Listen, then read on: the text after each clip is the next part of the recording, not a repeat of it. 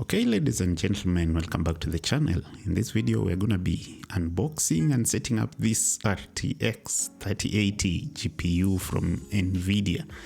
So now this is what you get when you buy a used GPU, you know. I have gone for the cheapest GPU I could get on the internet. You know, NVIDIA just released the 4090, 4080 series, but I thought it's time to finally upgrade my 1660 Ti to the RTX 3080.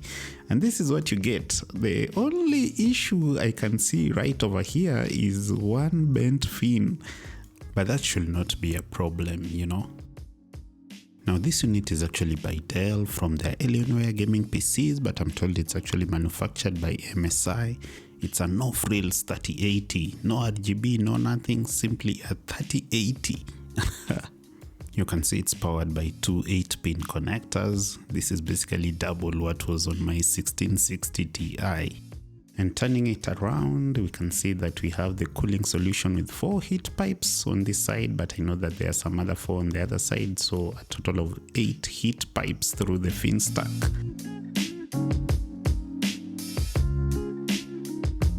Now this is a 2-fan model. This is the biggest reason I went for this GPU, because in my ITX enclosure, I'm sure that this is gonna fit no problems. Most of the RTX 30 series graphics cards and even the 40 series are beefy and huge. This is a nice little one.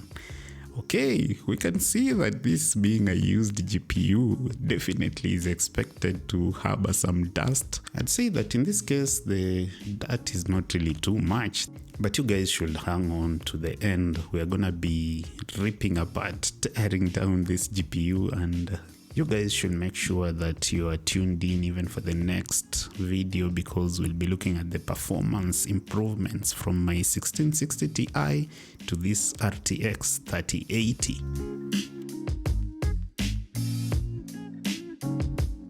Now guys, this being a smaller GPU, and from how MSI or Dell or Alienware or whoever designed it, it's known to be suboptimally cooled.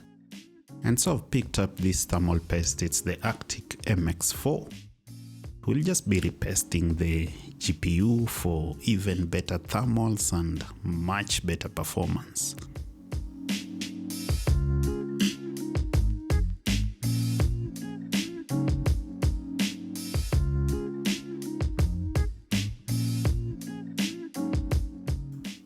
Okay, now time to disassemble the mini ITX PC. It's been what now, like 2 years? Yeah, actually 2 years since we assembled it.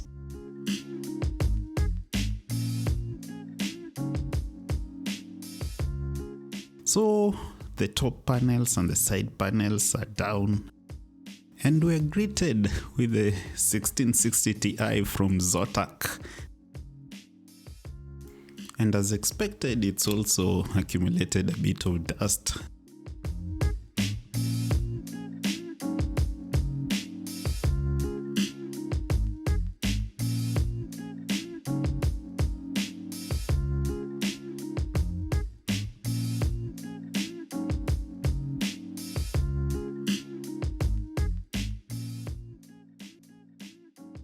And there we are, guys. We have the 1660 Ti finally out of the system, you know, out with the old and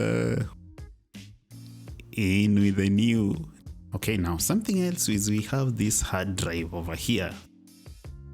Because the 1660 Ti was a tiny graphics card, I'd taken advantage and also fitted in this 2TB hard drive.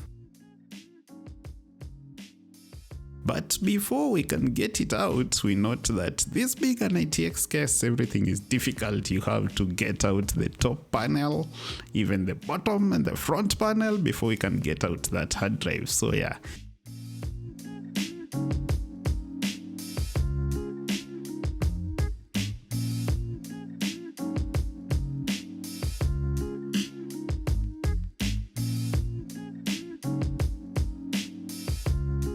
And for sure, finally out with a massive 2TB, 3.5-inch hard disk drive, and in with the new, but that will be in another video. Stay tuned.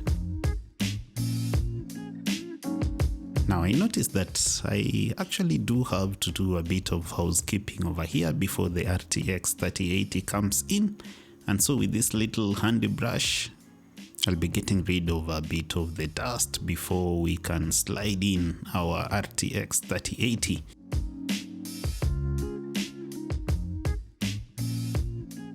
Remember that we have two 8-pin connectors over here, so we'll need an extra PCIe cable, but thank goodness I had one laying around somewhere.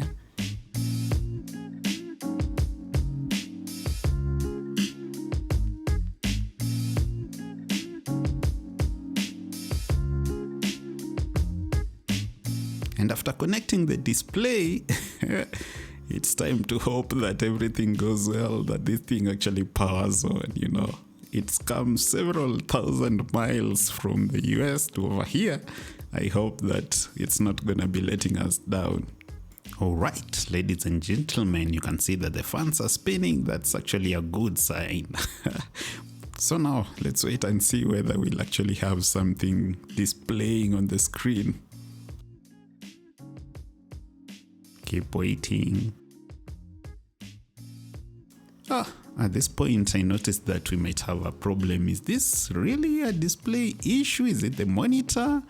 Or is it the card? The card seems to be powering up quite well. The fans are spinning, but we are not getting anything on the other side. So yeah, what could this be?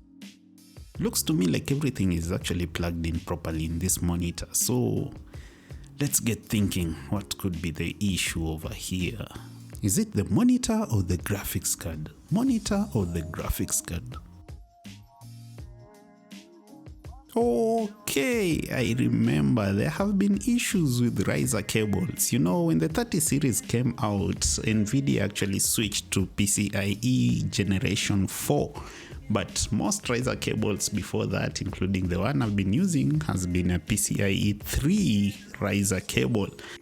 And so without changing the settings in the BIOS to actually tell the system to run this graphics card using PCIe Gen 3 and not PCIe Gen 4 that the graphics card is, you know, set up for, you actually can't get the graphics card to run. So yeah, just to be sure, I will just get the 1660 Ti connected back to the system, use it to boot into the BIOS, change the PCIe setting to Gen 3 before I actually connect the 3080. I'm sure this will work. You could still do the same by plugging in the graphics card directly into the PCIe slot on the motherboard and not use a riser cable, and then you can later now plug in the graphics card into the riser cable, or you know, just get a Gen 4 riser cable. But you know, who is gonna be waiting another 2 weeks or something to have a cable delivered?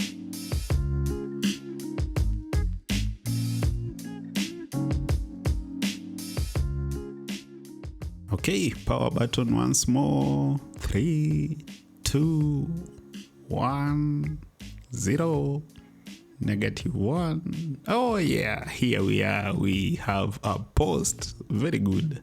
This is super awesome, everyone.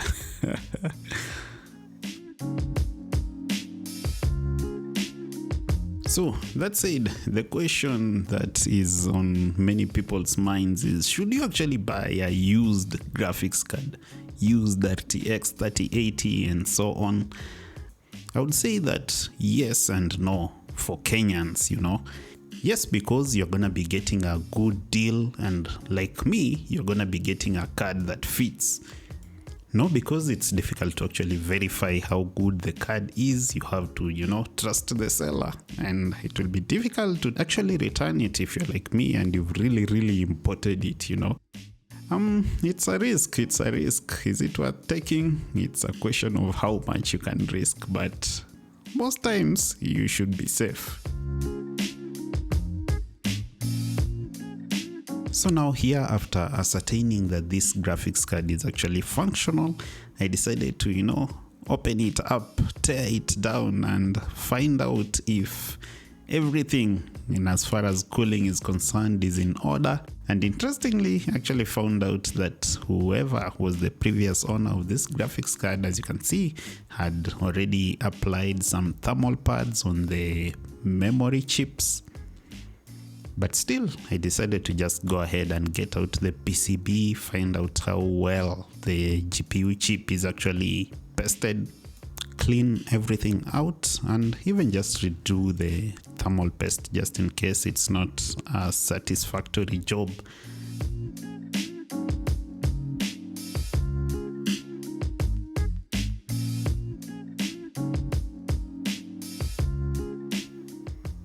And here you can see that on revealing the NVIDIA G102 chip on this 3080, quite a good work had actually been done. Everything is pasted nicely.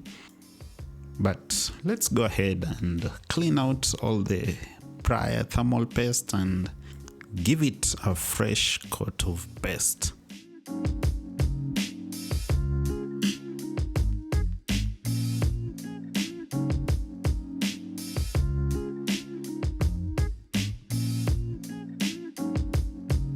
So, good people, I actually got this GPU for less than $500. You can imagine.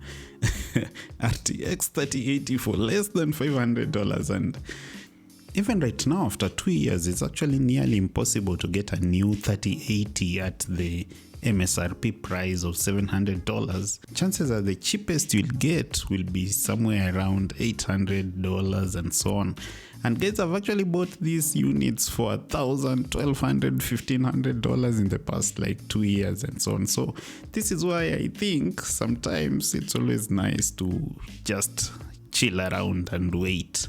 Anyway, that being said, it's time to paste off this unit.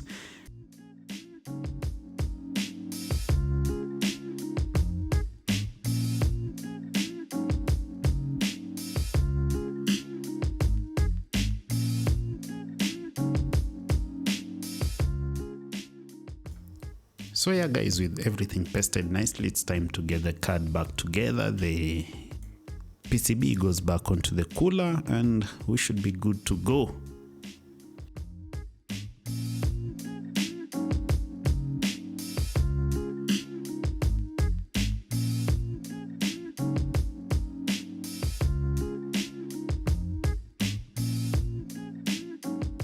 Here we are finally with our RTX 3080. By the way, would you guys consider actually getting a used graphics card, something this costly?